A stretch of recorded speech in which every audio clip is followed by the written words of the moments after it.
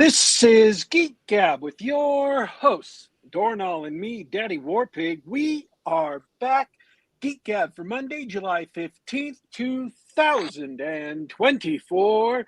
We have a special guest here, Gregg Hale of Emerald Anvil. But before we get to that, there's some big news, of course, that rocked the country and the world over the weekend.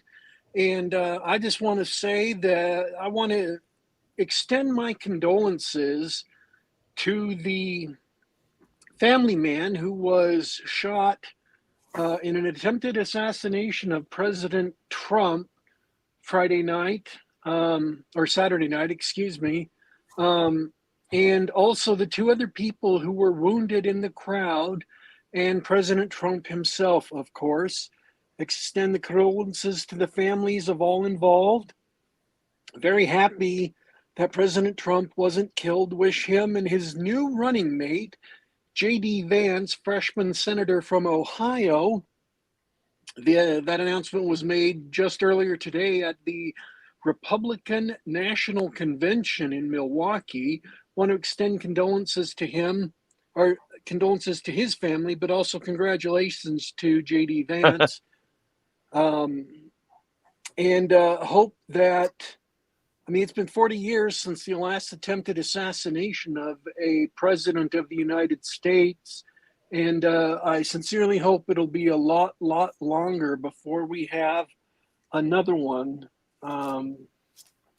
And I pray that God will bless America. I pray that God will bless us, that this is not the beginning of a cycle of ongoing political violence. That would be a horror too ugly to contemplate. Absolutely crazy news. I'm sure they appreciate your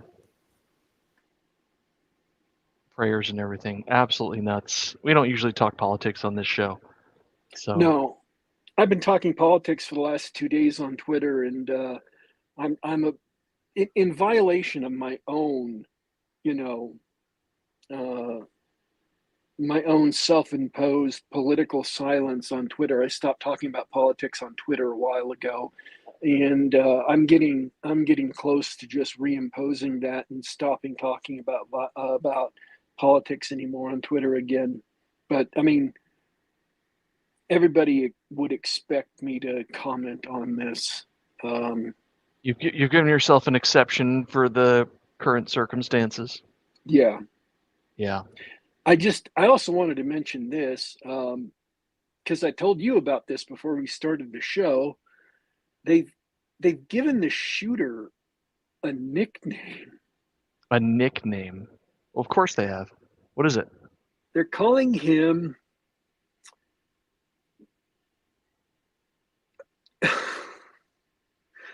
I can't remember. I told you. Maybe you can remember. Retard It's something? Retardy Oswald. Retardy Oswald. I see what they did there. I just I want to be free of this insanity. We have politics in this nation since 2012 has just veered sharply into the insane, and I want to be free of it.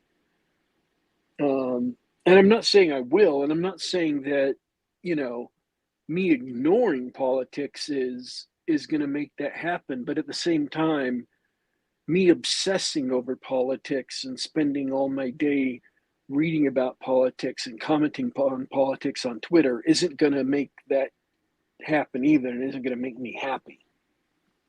So I'm trying to make my Twitter account a place where people can get some entertainment that kind of gives them a safe haven from politics, because there's lots of places you can go to get politics. There's not necessarily a lot of places you can go to get a break from politics. So, well, Well, let's give them a break then. What else? What else is going on in Daddy War Pig? Anything else we need to know? They had a trailer for the new Captain America movie coming out. It used to be Captain America New World Order. Then someone decided that was anti Semitic. Um, and so they renamed it to Captain America something else that I don't remember. Um, and it looks awful. It's just terrible. Of This is course. how terrible it is. Um, the actor who plays Frank Drebin in the Naked Gun movies, um, I can't remember his name now, but he does all of those spoofs. He was in Airplane. Okay. Uh, you know of whom I speak. I actually don't know the actor's name. No, but you know his face and stuff, right? No, I don't know which character you're talking about. Really, he's like the most famous spoof actor in all of Hollywood. Silver hair, Well, I mean Leslie Nielsen, but he's not with us Leslie anymore. Nielsen. That's what I'm talking about. Leslie Nielsen. He did a bit part in Scary Movie 3. And he was playing the president. And on the wall behind him, he had a portrait of Harrison Ford because Harrison Ford was the president in Air Force One. So, in that long hallway where they've got all the portraits of presidents, they put Harrison Ford's portrait in there because he played the president in Air Force One. So you get the joke, right? Uh huh. Okay. So the new Marvel movie that's coming out in February of next year, Harrison Ford is playing the president of the United States, General Thunderbolt Ross, who had previously been played in like Civil War and the Hulk by a different actor who had a big bushy mustache, whose name I can't remember. Um, and here's the funny bit. Are you ready for the funny bit? The funny bit's my favorite bit. They've got a presidential portrait in the Marvel movie on the wall behind Harrison Ford of a previous president. And get this, it's Leslie Nielsen. That's actually really funny.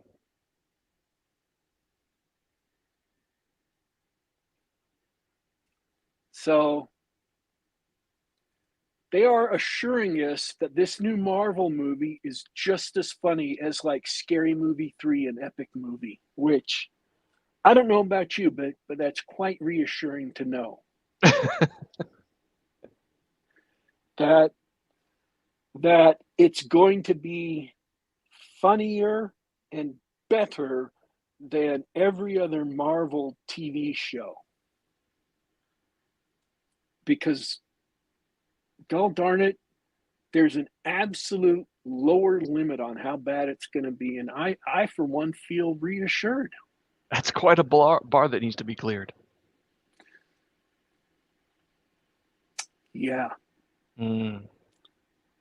However, I am truly excited. The 26th of this month, um, Deadpool and Wolverine come out. I Comes I out. don't know that I can share your enthusiasm, but You don't like the Deadpool movies, do you? they're okay. I like the Uh, Deadpool movies. yeah, honestly, they're okay. I like Ryan Reynolds. I like his sense of humor.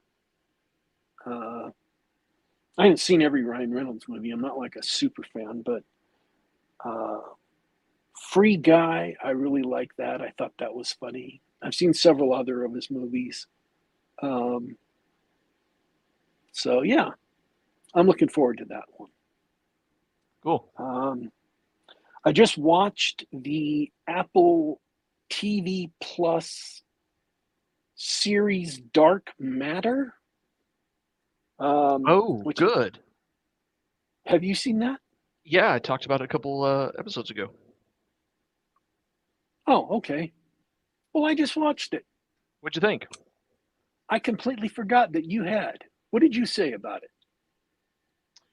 I thought that I liked it. It was there was a couple of filler episodes, but the it had the kind of a neat premise, so like a multi-world premise, and there were a few plot holes you could drive a truck through or a giant metal cube through, but uh, but I really enjoyed the story, and even the twist in the last at the end of the story, the last couple episodes, it was one of those things that was so obvious in hindsight that it would happen that way, and but yet I was pleasantly surprised by it, so I liked it.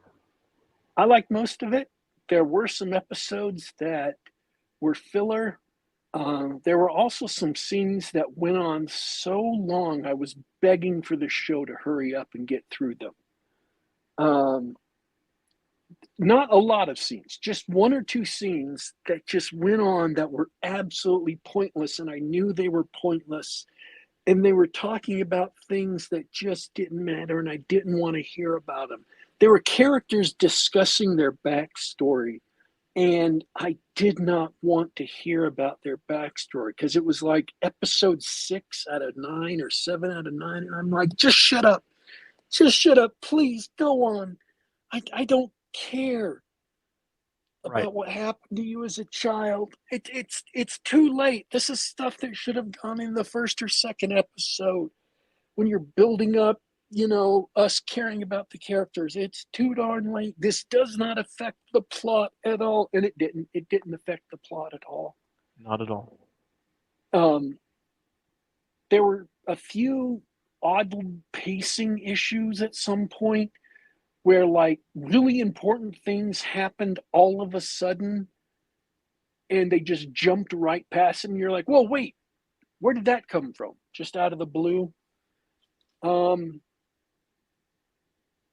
and maybe my standards were set too high by sliders, but I thought a lot of the alternate worlds would have been more interesting if they had more in them than just like and they might have been more expensive and might not have been in the original book.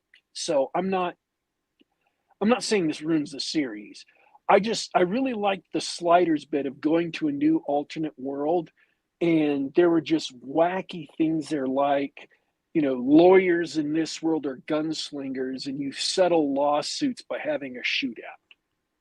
And I'm not saying that's a good example or that's a good story, but things like that. Oh, okay, this is the world where America was taken over by communism and you have to dodge the secret police in order to get back out. Something other than, oh, this is Ice Age world. Oh, this is, sun scorched world and everything's falling to pieces. Oh, this is, you know, world where the oceans have risen.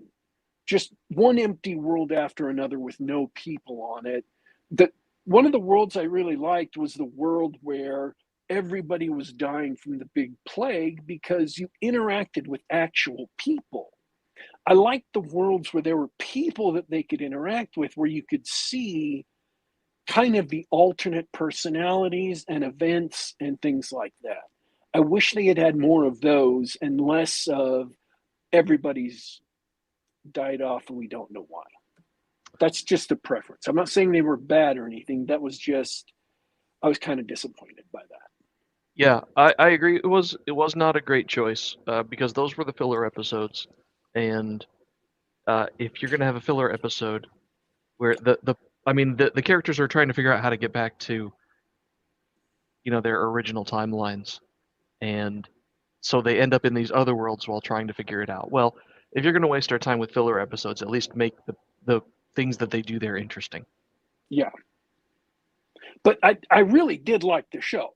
And I know I'm pointing out all these bad things, but the show really was entertaining. It held my interest, other than a few spots, for the entire show. It wasn't like I was having to force myself to watch it. I mean, they had a new episode of The Boys that came out while I was watching this show. I watched it over the last week, and I haven't been able to force myself to watch it yet.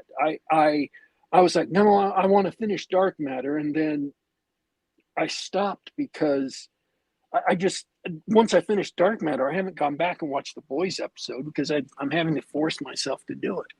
But anyways, let's that's a good show. I will add my recommendation to Dornall's, and let's jump into our guest. How about that? That's a great idea.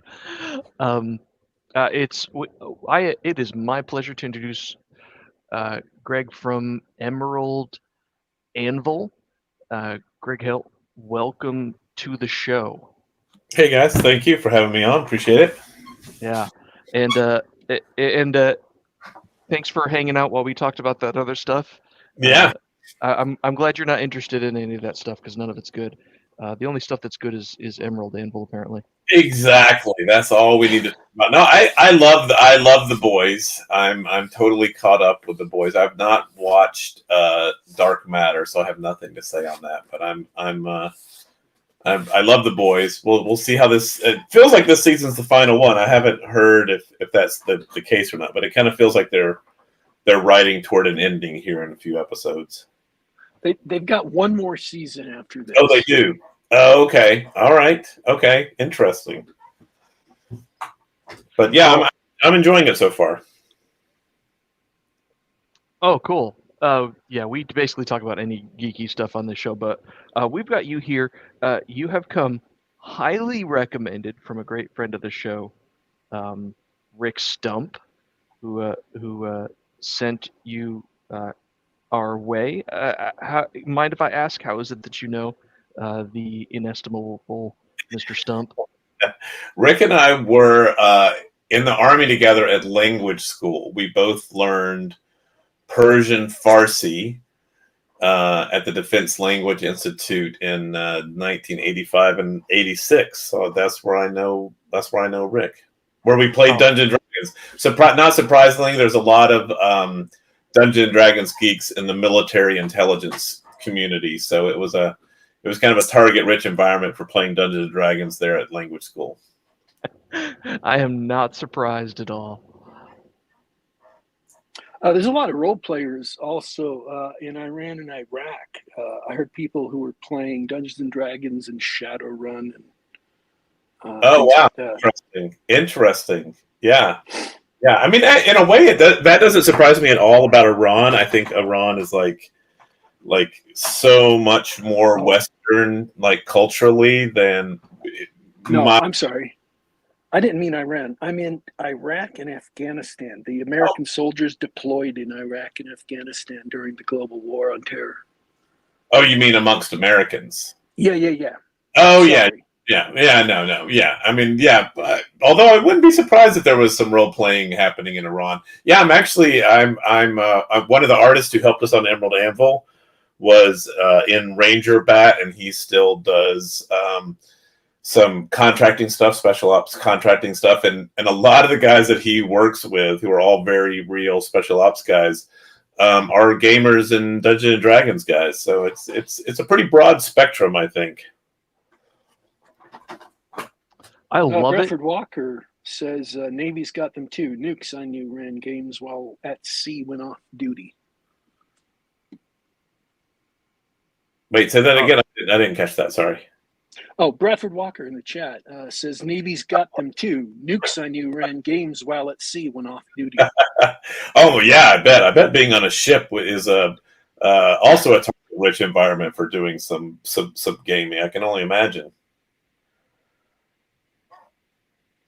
That's one of my favorite things ever. I love playing role playing games and board games.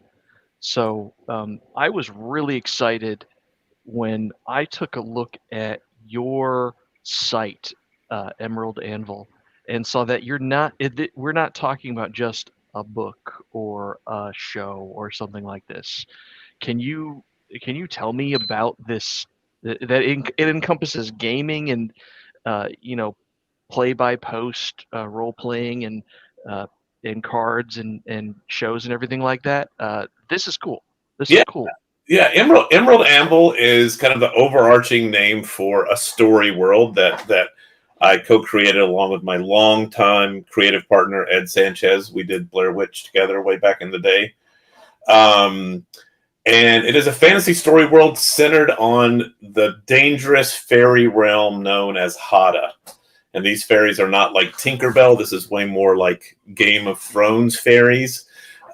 With kind of a sci-fi background. There's like a tangible connection between Earth and this fairy realm. It's not just explained by fae magic. And we're exploring the Emerald Anvil story world in 4 different platforms. We have a podcast called Black Velvet Fairies. Season 1 is already done. That's on PRX. You can get that on every podcast platform out there. The board game that you mentioned is called Glim. Super cool, very simple but deep game mechanic created by Jen Ellis and Keith Baker. Keith created the Eberron campaign setting for Dungeons & Dragons, so the game is absolutely top-notch. And right now we're kind of mostly pushing the novel, which is called Journey to Hada, and it's available on Amazon. And that's kind of the main story of the story world. So in Journey to Hada, 2 kids, Morgan and Orion DeLeon, get teleported to Hada, and their arrival basically kicks off dozens of competing religious prophecies amongst the fairies, ranging from doing everything they can to help and save these kids to doing everything the fairies can to destroy every human that lives on Hada, because Hada actually has a population of humans in addition to they don't call themselves fairies, they call themselves Hadin, but to us they would appear as fairies, as a classical fairy when they power their wings. So that's the basic gist of Emerald Anvil. And then so the podcast is done. We've kickstarted the novels out. We've kickstarted the game. Hopefully that is produced and back and shipped in October. That's what we're hoping. And then Q1 of next year, we're not sure. We're going to do a interactive storytelling game, which is kind of what I think you were referencing with the play by turn gaming.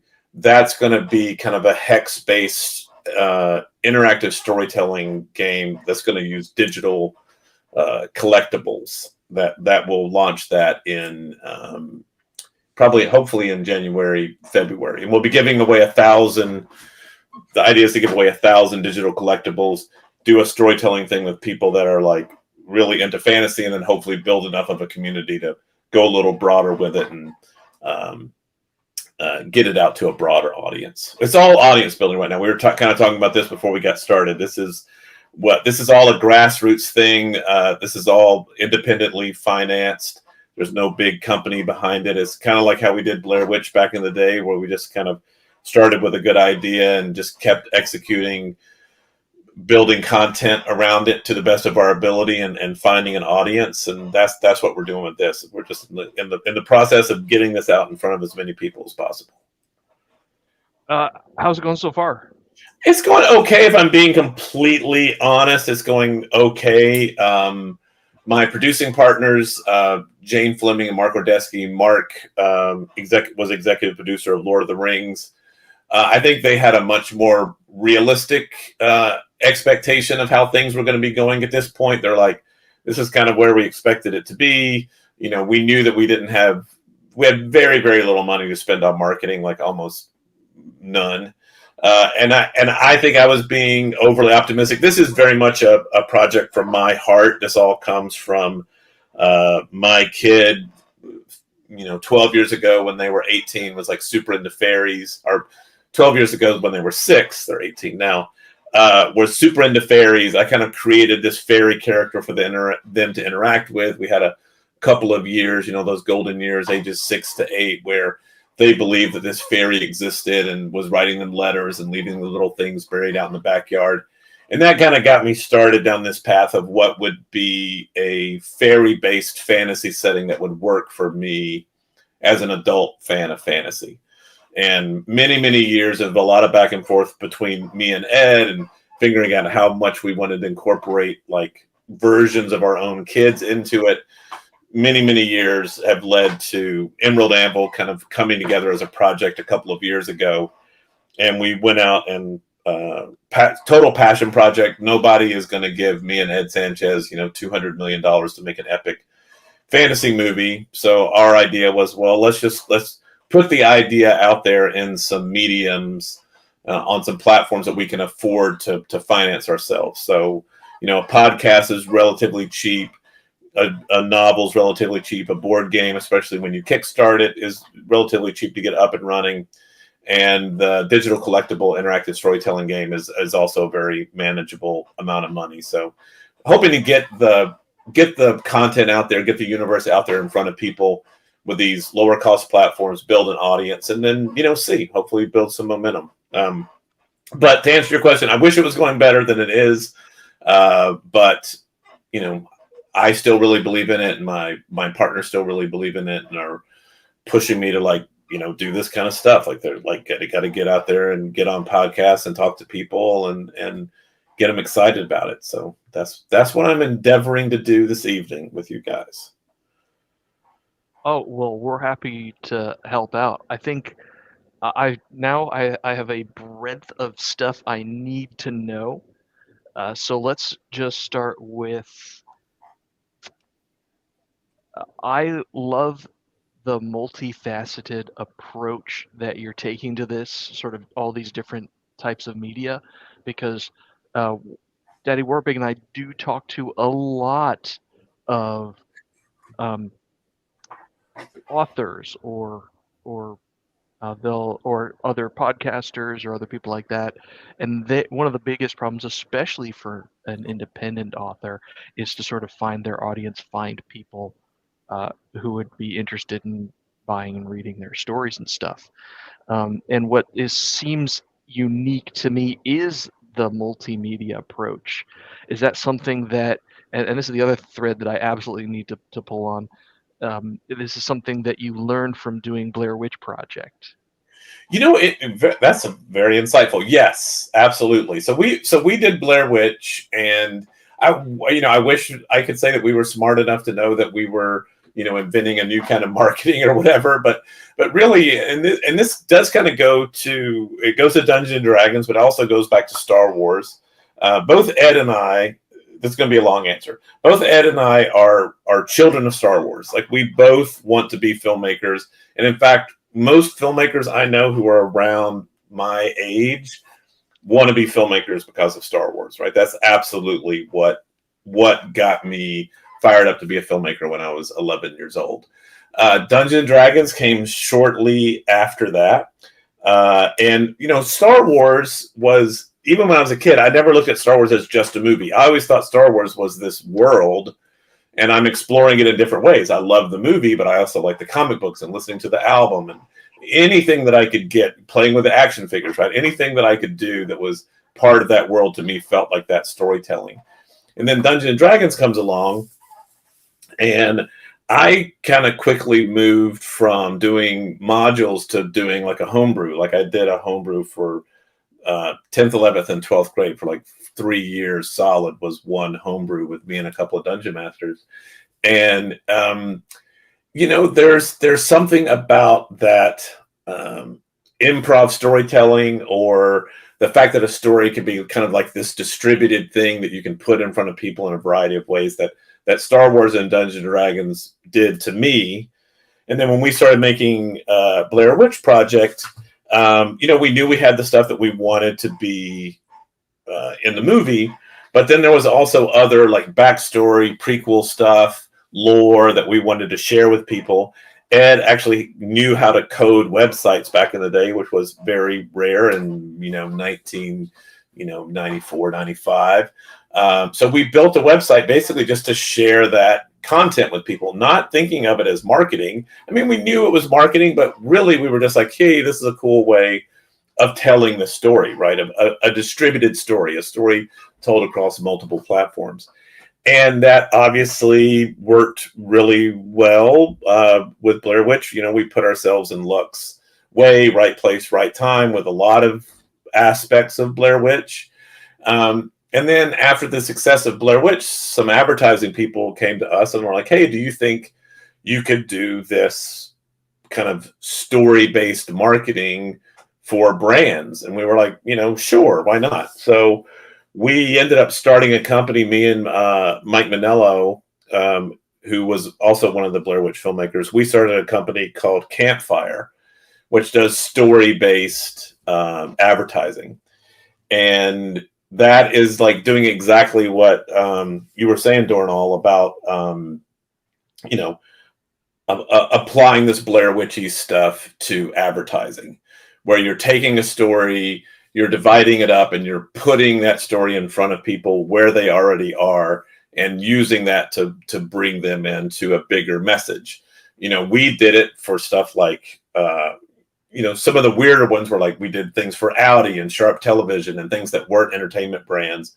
But we did also do a lot of, and they're still doing a lot of entertainment brands. We did like Game of Thrones and True Blood and stuff like that, where it's like ancillary storytelling to pull people in as marketing. And so, yeah, you nailed it. That's exactly what we're doing here. We're trying to put quality pieces of entertainment, quality pieces of content in front of people on different platforms, hopefully in a way that they want to, ingest it and get them interested in the whole franchise that way. That's exactly what we're trying to do. So go ahead. Have you guys edged over into like alternate reality gaming, or has it all been straight narrative?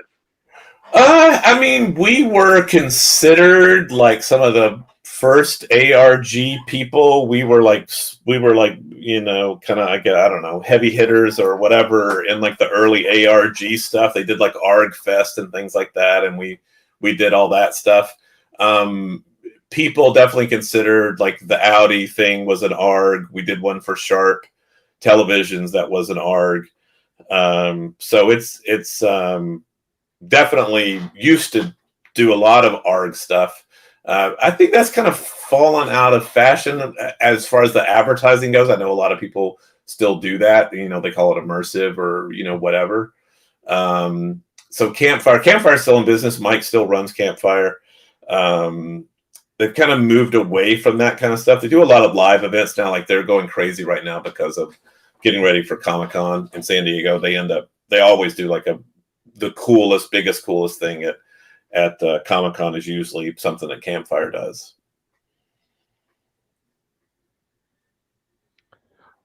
That's fascinating. I've never been to San Diego Comic-Con myself, so I didn't know that. What do they do there? Like, what's an example of something they do there? Well, so last year they did for the Interview with the Vampire, they did like a walkthrough experience where they took over a building and like basically recreated a period New Orleans street full of role players that were playing, different elements from that new Interview with the Vampire television series, which is quite good.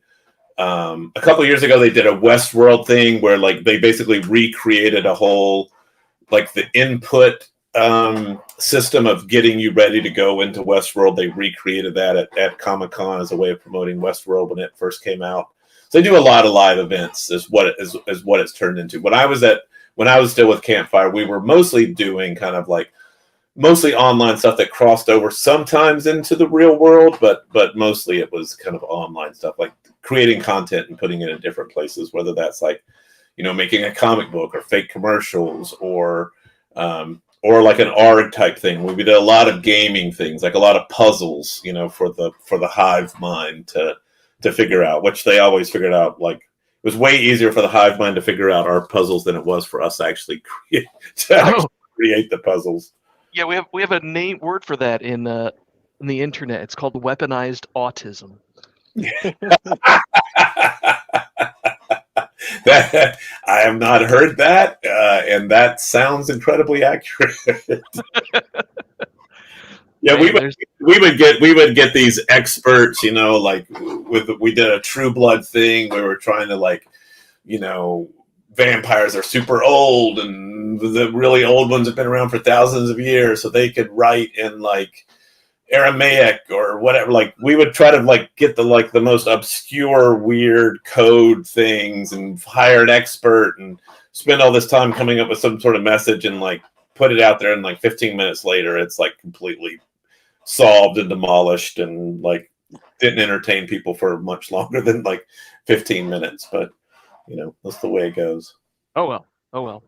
That's one of my favorite quotes that I use on this show very often is Johnny Carson, who said, "You will use everything you have learned in your entire life up until now to entertain people for the next 5 minutes." Yeah. Yes.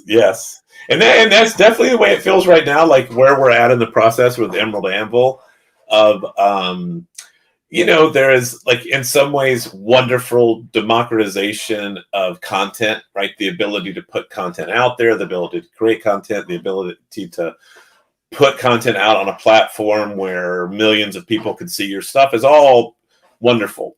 It really is. But for somebody like me, 58 years old, where I'm just kind of struggling to keep up with it, and you're trying to do something like Emerald Anvil without a marketing budget. It's just crazy how much noise there is out there. Not noise, because that's implying that it's bad. How much traffic there is, especially in stuff like fantasy, sci-fi, and horror communities, which are really, I think, the best fandoms in the world. They're so passionate and so devoted, and where they're going to be, and that they're always looking for stuff. But everybody else knows that too, right? So everybody's competing for these, used to be kind of the outcast people of culture, right? Nerds and geeks and stuff. And now, by and large, are kind of the tastemakers in a lot of ways, right? So I'm just making content that I love, that means something to me, and I'm really trying to put it out there in front of people in a real meaningful way. There's of course I want to monetize it because I have bills to pay, and I like doing this for a living, so making money at it helps. But I really am putting it out there because I love it. And at times it's a little frustrating because it's oh man, there's so much content out there for fantasy and sci-fi and horror fans, which again, fantastic for sci-fi, fantasy and horror fans. But when you're a low budget, no budget creator still after all these years, it's a little daunting. I'll be honest. Well, we we're have gonna help somebody in you. the comments who wants to know what your favorite Aqua Teen Hunger Force episode is. Oh man. and why is it the Moonanites? But they're not asking me. They're not asking me that because I didn't. I'm not an Aqua Teen Hunger Force expert by any stretch of the imagination. So that must be for one of you guys. Which one was it again? I have no idea. He says it's for Warpig. I watched the first few seasons, which is really odd. Me being a fan of Adult Swim content, I've never been a stoner, yet that was their target demographic. I think still is their target. Still is. Yes. The best two episodes of Aqua Teen Hunger Force are the three. There are three that stand out in my mind. I can't pick one. There's the Moonanites. There's the one where there's a rapping spider who it's a rapper that entraps kids who like candy, and it's a spider in a warehouse that kills and eats kids, and he captures Meatwad. Trust me, you have to watch it when you're in college or very high. And the other one was Carl gets a belt that gives him the powers of the rock band Foreigner. This makes me want to go watch Aqua Teen Hunger Force. You'll probably enjoy at least I think after the first few episodes they figured out the formula and it was really funny for a couple of years. Yeah, it takes. I mean, it took Rick and Morty even a little bit of time to get going. Not much, but it took. I'm a huge Rick and Morty fan, huge Adventure Time fan, and there's some shared DNA, especially Aqua Teen Hunger Force and Rick and Morty share some DNA for sure. Oh yeah. I have seen precisely enough Aqua Teen Hunger Force, and that's like part of one episode, to get the Aqua Teen Hunger Force references in other places, but not enough to know anything about this show. So that was a very disappointing answer for your fan. Yeah, I'm so sorry. I'm like, hey, thanks for the question. We only talk about the important stuff here. You know, this is probably just my apologies if you're a big fan of the show, but maybe you're just here from Adult Swim trying to get audience to shift over and watch some Aqua Teen Hunger Force. Yeah. I mean, Adult Swim, I think is right in our demographic, because I don't really consider the novel Journey to Hot available on Amazon. I don't really consider it like young adult. Obviously with this kind of fantasy stuff, like Harry Potter is probably the holy grail. And I don't really consider Harry Potter young adult. I think it's books that work for young adults and for kids, but I think they're pretty standalone adult fantasy books in their own right. And that's definitely what we were going for with Emerald Anvil. We want something that is, accessible to kids. There is violence, there is peril. We want it to feel dangerous. We want it to feel like there are real stakes. We try to tie it to through the characters to real world, real life things that a 14-year-old protagonist might be going through. But we do kind of intentionally keep it like the violence is only violent up to a certain degree. There's a little bit of language, but not much. So it is young adult in that sense. But I think you could read it as an adult fan of fantasy, and it would not feel like a kid's book or a YA book. I hope that was that was the goal. I want to ask you a question, because this is going to be a little bit weird. The world of Hada is what is called an Alderson disc. Yep, a planetary disc. Yep. And you're talking to the guy who wrote the Wikipedia article on Alderson discs. Well, okay.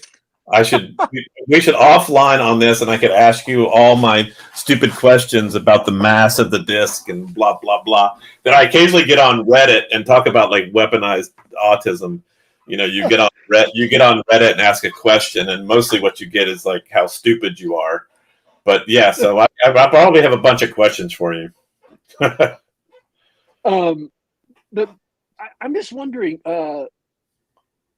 I happen to think they're neat, and I started a D&D campaign set on an Alderson disc that John played in. It didn't run for very long because real life kind of interfered back in 2005. But I'm just wondering why you decided to go with that, because it is a really neat idea, and I think the idea of a green dwarf star in the middle of it is also neat.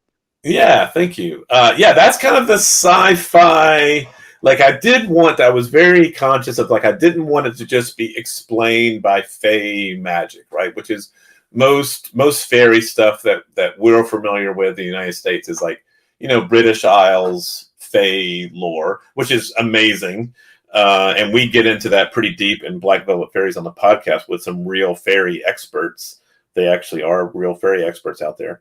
But, basically the Fae are not really, you don't really know why they exist. They just do, right? They're magic and they're out there and they can do things to you or with you, usually fucked up. Mostly fairies, fucked people up. More often than not, messing with a fairy was not something that you wanted to do. But I didn't want it to be that. I wanted it to be something that could explain fairy lore, like why are we seeing these little beings and what is happening when people disappear and come back or not from this other place. So I wanted to have kind of a sci-fi version of that. So the world, so Hada is a physical place, but and it's incredible actually that you're latching onto the disc part of it. That is something that we explore a lot. Like the kids, when they land there, they don't understand that they're on a disc. To the fairies, to the Hadin, the fairies call themselves Hadin. It's only natural that they're on a disc. They think it's weird that you would live on a place that's an orb. So there's a lot of back and forth between the characters, but the Hadin themselves don't really understand why they live on a disc or what the function of the disc is. They don't understand. To them, the dwarf star in the middle, that's the Emerald Anvil. That's what everybody calls the Anvil. And to them, it's like it's religious, and it means different things in different religions. But that's the only thing that all the religions on Hada have in common is that the anvil is part of it, right? Whether it's for good or bad, or the source of creation, or ultimately going to be the source of your doom, the anvil is always a part of it. And it's actually like a big, would be like a giant spoiler. I mean, the plan in success, we'll see. The plan is that this would be 9 books, that we would really be going very, very deep, taking Morgan from 14. She's 14 in the first book to 23 or 24 in the 9th book would be the plan.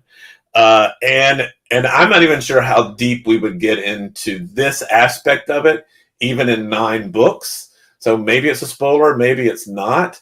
But let's just say that there is intent and design behind everything on Hada that neither the Hadin nor any human understands, right? Which really, I think you could say that of like any religion in a way, right? Any godlike entity, ultimately you don't understand it. You have your interpretation of what it is or why it's doing what it's doing, or what your purpose is within its plan.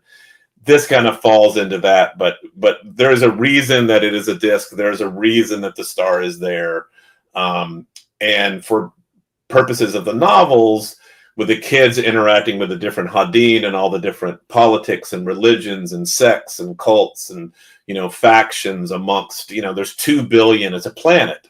There's 2 billion Hadin, so it's not like they're not monolithic. There's dozens and dozens and dozens of philosophies of how they look at the world, and one of their primary mysteries is exactly what Warpig just jumped right to, which is like, what's this disc thing?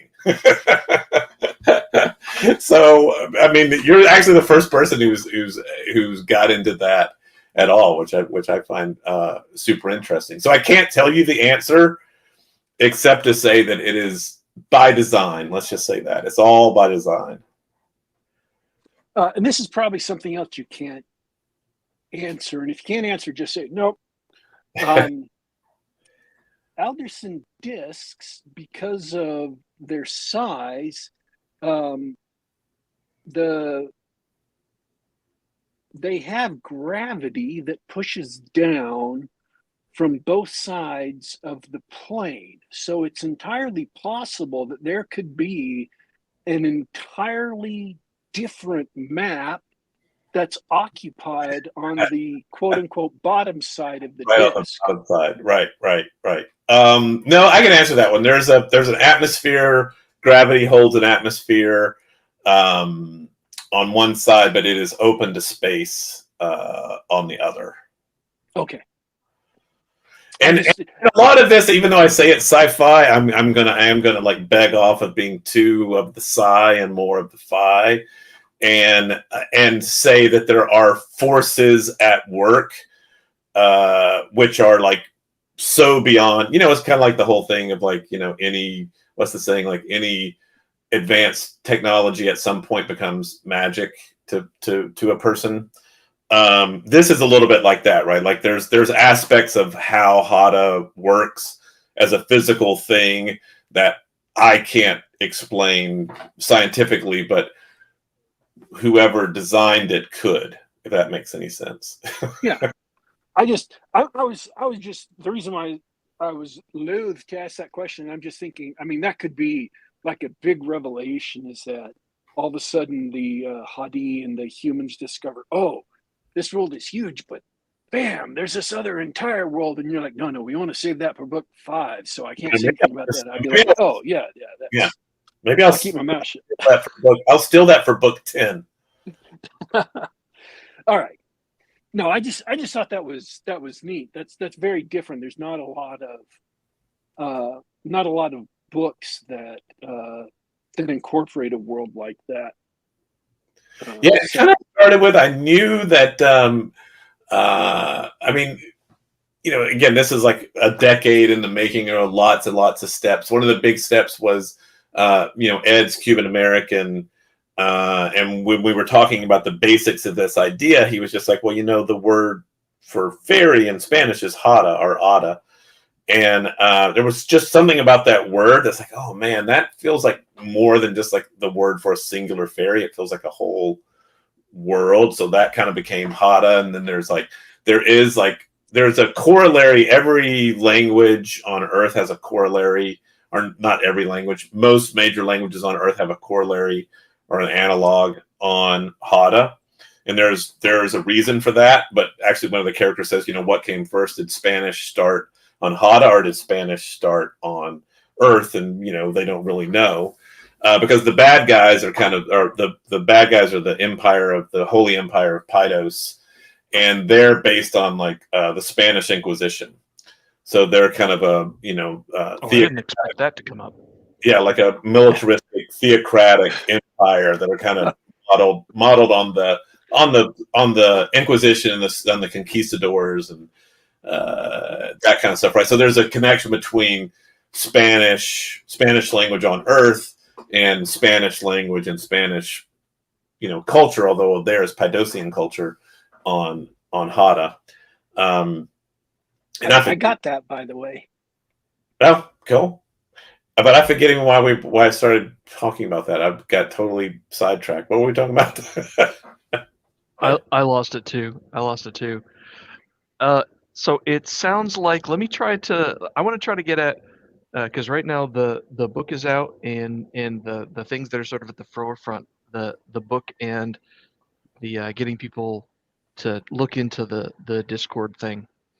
So you mentioned the story Journey to Hada feels like a young adult book. It's meant to appeal to a young adult book fans, not necessarily young adults, but young adult fans, and the Hada themselves, they're fairies. Does it also appeal to? Have you also targeted fans of fairy fiction? Which I'm not clear on that. Yeah, I mean, I don't. We've done some. We did some podcast stuff with fairy oriented people, like people who really believe in fairies and have fairy experiences. That their podcast shares that, and we're on some of those podcasts. And even though no, it is not going to appeal. I will say it will not work for fans of fairy fiction the same way that A Court of Thorn and Roses work for people who are looking for that kind of fairy fiction, which is kind of its own thing, right? This is not that at all. This is way more. I mean, I use Harry Potter as an example because of the young adult approach, but content-wise and structure-wise and what's going on in the story world, it's way more like Game of Thrones, right? There's all this stuff going on politically, religiously, militarily, culturally between all these different dominions. They call their kingdoms dominions on Hada, that the kids end up being at the center of, mostly for worse, mostly not where they want to be. So it's not going to have that kind of like magical quality that something like a Court of Thorn and Roses has, which is just magic and that doesn't have to be explained why it works the way it works. Emerald Anvil has a little bit more like, as much as you can have a fairy thing rooted in reality, we really wanted to connect it to like a physical, tangible explanation of why can these beings fly and why can these beings like make blades of light materialize around their hand, or why can they use the energy that comes off the anvil to heal people or craft things or communicate over distance. So all these things that to us feel like magic, to them are just they're a natural part of their world. But that does kind of have, again, I don't want to oversell the psi part of the phi, but does kind of have, at least a loose explanation of why it's that way. So I don't really think this is for fans of like traditional fairy stuff. I think this is more about, I think it works best for just general fantasy, high fantasy. Some people say it's urban fantasy because we start in a contemporary modern world and then they get teleported to Hada. I don't know that I really consider it urban fantasy. I think it's more traditional kind of high fantasy. No, what would you guys call Game of Thrones, like as a fantasy subgenre? What would you call Game of Thrones? What Hada is isekai. It is an isekai. It is a Japanese genre that's become very popular in America, that is about people from our world going to fantasy worlds and having to deal with the situations they find there. Sort of a Connecticut Yankee in King Arthur's Court is similar idea without the magic. Yeah, I guess it's portal fantasy, right? I mean, I guess that's a term for it, right? It's portal fantasy. You take somebody from a recognizable contemporary culture and you put them in a alien, fantasy setting, and they have to deal. So it's portal fantasy, but it's definitely not going to hit the fae trappings that somebody who like, oh, I love fairies and things with dragonfly wings and hummingbird wings and things like that, which is all super cool. I love all that. That's where this all started for me. But I just wanted to do something different. So I think this is going to appeal more to a fantasy fan who likes the complexity of Harry Potter and the hero's journey aspect of Harry Potter, or the complexity of political intrigue and religious conflict and military conflict in a setting a little bit like Game of Thrones. I think that's what Journey to Hada is trying to hit, while keeping it still accessible for a young adult reader, a 12, 13, 14-year-old reader. I think could totally enjoy it, and I hope that adult readers would enjoy it as well. The podcast, Black Velvet Fairies, is way more oriented toward adults, and the story of Black Velvet Fairies does directly intersect with the story of Journey to Hada. In Black Velvet Fairies, the story is a young woman's grandmother dies, leaves her these 4 black velvet paintings of fairies, but weird fairies, like doing very unfairy-like things, like killing people and signing documents and being like kingly and stuff, and not being fairy-like at all. And she starts exploring, well, why is my grandmother leaving me these paintings? And ends up that her family has this connection with people who have been going to Hada for centuries, and that stuff directly connects her path of the main character of Black Velvet Fairies. Her path directly crosses with Morgan's path at a certain point in the novel. And if you don't have to know one to enjoy the other, but if you have read the book and listened to the podcast, you'll know when that moment is. And I think it's kind of cool that you realize that they're in the same place at the same time, and neither of them know that the other one is there or why they're there. Oh, that's cool, and it's closer in line with the folks that hang out here on the Geek Gab. We we usually we prefer our cool fantasy and adventure stories to whatever it is the uh, chicks who read that fairy series that you mentioned, what they read. Yeah. I got a niece who's big into that. I don't think I'm gonna send the Emerald Anvil her way. Well, yeah, I mean, but that said, I mean, we had a really great podcast early on with a podcast called Whimsy Gossip. They are huge Court of Thorn and Roses fans, and they're also very big Emerald Anvil fans. So I don't think they're mutually exclusive. I just don't think that it's gonna scratch the same itch. I mean, look, you cannot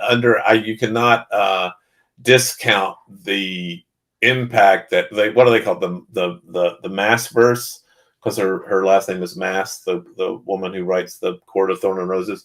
I mean, that world, that universe that she's created is just epic and epically successful, and people are so into it. So hats off to her, and all respect to those readers. I do think that there's stuff that they would enjoy about Emerald Anvil, but it's very different. It's very different. Cool. Now this is usually the part of the show where I ask about, all right, I love your story and your world and everything. When are you making a game out of it? But you've already done that, and I want to know a little bit more about your game Glim. Yeah, so we kickstarted it. We successfully kickstarted it about a month or so ago. Jen Ellis and Keith Baker of Together Studios designed the game. They're amazing. They did Illimat. They did Phoenix Command. They've done a bunch of really great games, and Keith is probably most well known as the creator of the Eberron campaign setting for Dungeons & Dragons. So he's like a Dungeons & Dragons rock star. They designed the game. It's a very simple but deep mechanic. There's the little image of the board. There's a deck building. It's dice based, custom dice, little bit of deck building, push your luck strategy game where you're rolling dice based on certain unique abilities. You play one of 4 dominions. In Journey to Heart of the Novel, the kids are only aware of 4 dominions. There's 36 total, but they're only aware of 4 in the novel. So those 4 are Aga, Hogosha, Pydos, and the Walking. So you play one of those 4 dominions. You have unique powers based on like how those dominions work in the novel. They kind of have different powers, different approaches to using Glim. That's the power that they use. So you roll these custom dice, you place tokens to win the cards, and then the cards give you further abilities. So each round you have more abilities that you can use. So each round, and there's the deck building aspect. Yeah. So you build the deck. You build the deck within the game. It's not like Magic where you're bringing your own deck and building your deck. It's one deck for the game, and then you are vying to win different cards that are out, both to get points, Glim points to win, but also you're gaining additional abilities that you can use after you've won the card. It's a cool little game. We've had Ed Greenwood, who is another Dungeons & Dragons rock star, has played the game a few times with Keith at different conventions and loves it. He's been super supportive. We've had really good luck with like the play tests and the playthroughs that we've done. People seem to really enjoy the game, and it's beautiful. The art is fantastic. So really cool mechanics, very unique mechanic. And hopefully that's going to be shipping. We don't have our backer kit up yet because we haven't got all the backer kit. I guess you have to. This is the first game that I've ever done, so I'm kind of learning all this stuff as we go. But I guess with backer kit, you have to know like precisely how much the shipping is going to be and all that kind of stuff to start your backer kit, so that you can take orders. Like we can start taking orders even though the Kickstarter is over. We can do post Kickstarter orders once we get the backer kit up. So hopefully backer kit's going to be up in the next month or so. And then we're hoping that the game is going to be shipping in October. But that's also a lot of logistics because that's, finding the factory and getting the factory to do it and shipping it over here and then shipping it out. So it's been cool. I've learned a lot about board games, but it's a super cool game. It's a lot of fun. The novel, I co-wrote the novel with Bianca Sanchez, who is Ed's oldest kid. We actually wrote the first draft of the novel like a role-playing game. Morgan De Leon's a 14-year-old Hispanic girl, Cuban-American girl. I have never been a 14-year-old Hispanic girl, and Bianca has, and they're a very good writer. So I just asked them would they basically play the role of Morgan, and she agreed, and it took us months. We just got on a Google Doc for months, and really like a Dungeons & Dragons campaign, I pre-wrote some settings and characters and some situations that I knew that the characters had to get in, but really I would just put that in front of Bianca as Morgan, and she would respond. And so we wrote the first draft of the novel literally like a big long role-playing game. So point being is like I have a little harder time like saying, oh, the novel's so great because I wrote it, and I have a whole artist thing of, oh my God, it's terrible. I am really happy with the novel, but the board game I can really objectively look at as like somebody who, I definitely helped develop the game because it's coming from my story world. So I was intimately involved with the creation of the game itself. That was really Keith and Jen. So like, that's just enough arm's length where I can look at the game and go, okay, it's a kick-ass little board game. Very simple. It's going to be small and manageable. It's kind of like not going down. I don't know how much into board games you are, but like the trend now with a lot of games is like the bigger it is and the bigger the box and the more pieces, the better it is, which I love. Like I love Gloomhaven, and I love Scythe, and I love Dune Imperium. I love all the shit games. Those are cool. That is definitely not what Glim is. Glim is going to be a very small, like a 7x5x2 box, very small that you could travel with or whatever. But yeah, so I can definitely look at the game and go, yeah, the game is kick-ass because I'm just arm's length enough that I can look at it as like a thing a little bit separate from all the other stuff that I'm working on with Emerald Anvil. It's good. It's good. I'm huge into board games. I definitely I've been good about keeping my wallet away from all the big Kickstarters and everything. But there is, and I'm glad that the giant box with giant minis is sort of, I think that's slowed down a bit in terms of being a fad, which is nice because, like you said, I love Gloomhaven, I love Scythe, and everything. But Glim is obviously a different type of game that I think is always going to be popular, which is, and this goes into my next question, which is it is a game that is beautiful to look at on the shelf, and you can see that there's lots of hard work put into the art, and I can and for those of you watching on YouTube, I can put that back on screen. So it's a modest sized box with a modest game with it's very colorful, and attention has been paid to the detail of the artwork. So it's more like a game of Azul or Sagrada or other games like that sort of everybody has a couple of those in their collection where it's not the big honking miniatures box. It's sort of a nice colorful game that is only 4 players and only takes 45 minutes instead of 3 hours, that sort of thing. Yeah. I mean, 3 hours if you're lucky with Scythe. if you're totally jamming with Scythe. Once you know Glim, like once you know how to play Glim, I mean, we've made it so that you can like basically make the game. It could be 1 round, it could be 2 rounds, 3 rounds, 4 rounds. Basically, you can play a satisfying game in as short a period of time as you wanted. Once you knew how to play the game, and if you only wanted to play a 1-round game, which we've got special rules for a 1-round game, you could probably, including sitting down and setting up and playing and putting it up, you could probably be done in like half an hour, 45 minutes if you're only doing a single round. Wow. Yeah. Wow. And that sort of leads me to my other question. I want to go back to the your main page. I think I noticed the graphic design and the artwork on all of this stuff for Emerald Anvil. So, who's doing that? Where'd you get the inspiration for this? Most of the art, the vast majority of the art, like if you like that piece that you're looking at there, that's an artist named Gregg.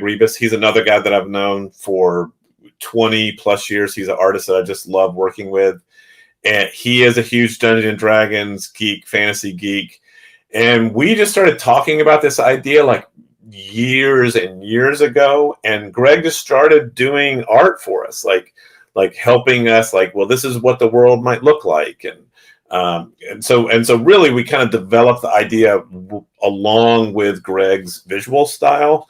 So almost all the art is Gregg Ribas. If you look at Glim, if you go to Glim, oh no, wait, sorry, go to Universe and go one more. There we go. That's an artist named Kelly Woodruff who did the combat manual there. He's the guy that's the former very for real Army Ranger who still does stuff, who's also a Dungeons and Dragons geek. That's Kelly's piece. The art, but it really did start with like Gregg Ribas kind of developed the look of the whole world along with me and Ed as we were creating it, so that they're very, very hand in hand. But then he's been very inspirational for an artist like Kelly, who's done that. The artist who did the board game is named Ren Lindroos, incredibly talented illustrator. I love the art that's another Gregg piece. That's the cover of the book. But this is all Ren's art, Ren Lindroos, and I love what she's done with the art. So yeah, it's been really cool. As a geek, I still am just super excited about any time where some goofy idea that I've come up with is expressed in a visual medium or a medium that I think looks cool. So I've been like just super excited to do the visual part of this from the very beginning. Oh yeah, every creative loves seeing, most of them anyway, love seeing their ideas sort of painted out. Oh yeah, or drawn up. Yeah. I think we're over an hour, so we want to wind down. I probably want to spend another 3 hours asking you about Blair Witch Project and all your other old projects and stuff. But let's wrap it up for now. Daddy Warpig, this is your opportunity for any more questions you may have. Oh no, I stole about 20 minutes in the middle of the show. I think I'm good. Cool. I really appreciate you guys having me on. I mean, I've listened to the show enough to know that, like, I think the audience for Geek Gab is like exactly the audience for Emerald Anvil. So, hopefully you guys are interested enough to check it out. I think the novel is probably the best place to start. That's on Amazon. Liking our socials is a huge way of helping us out. Even just like joining the socials and following us and commenting on stuff is, you got to feed that algorithm. I'm learning. But I really appreciate you guys having me on and giving me the opportunity to tell people a little bit about Emerald Anvil. Absolutely. We'll put the Amazon link to the novel in the show notes so people can check that out. Yeah, cool. And if you guys want to, if you come back on and we just talk about Blair Witch or whatever, I could get Ed on and we could do a whole Blair Witch show, or talk about whatever geeky thing. Ed is a major geek. If you guys want to talk Star Wars, Ed can like hang with the best of them. So we can geek it up pretty good. So if you guys want to have us on for another show and we can talk about stuff other than Emerald Anvil, we'd be totally cool doing that. Hey, we're not only game nerds. We're not exactly cinematographers, but we love talking to film nerds. So that would be wonderful conversation. Yeah, I love movies. I love movies. Yep. Well, I heard. So I do have to kind of weigh. I think I'm more on the Daddy Warpig side of the Deadpool. The Deadpool thing. I'm very excited about Deadpool and Wolverine. My son and I are going on. I don't even know why they say it's opening on the 26th when there's like a full day of screenings on the 25th. So we're going to go on the 25th, and I'm Nice. I'm very excited about it. Okay, That do you have anything else, Dormo? I'm done except to say thanks to everybody who listened to this, and I hope you really enjoyed listening to Gregg talk about Emerald Anvil. I hope you guys check that out, and I appreciate everybody hanging out in the chat. Thanks for the questions and comments. We love having you here. Gregg, it was a pleasure meeting you and speaking with you, and Daddy Warpig, as always, thanks for being the hostest with the mostest. I'm done for tonight. All right, guys. Thank you so much. I appreciate it. See you. All right, we want to thank our guest, Greg Hale, for coming on the show, talking about Emerald Anvil, talking about the game, talking about the novel, and talking about everything else that's upcoming with that. We're looking forward to it, and we would love to have him back on to talk about the Blair Witch Project. That would be a great show. So we'll see if we can get that set up for some time. Folks, I want to thank everyone who tuned in live and participated in the chat. I want to thank everyone who will tune in later. This has been Geek Gab for Monday, July 15th, 2024. We are signing out for today.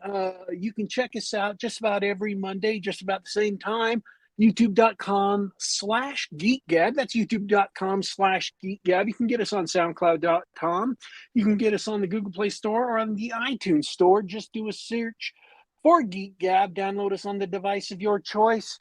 Listen to us on the web, or download us to your computer. Also, feel free to subscribe. Click the bell icon so you can get an announcement as to when we are going live. And if you like the show, feel free to click the like button. Now we are definitely signing out for today, folks. But don't you worry. Don't you fret. We will be back.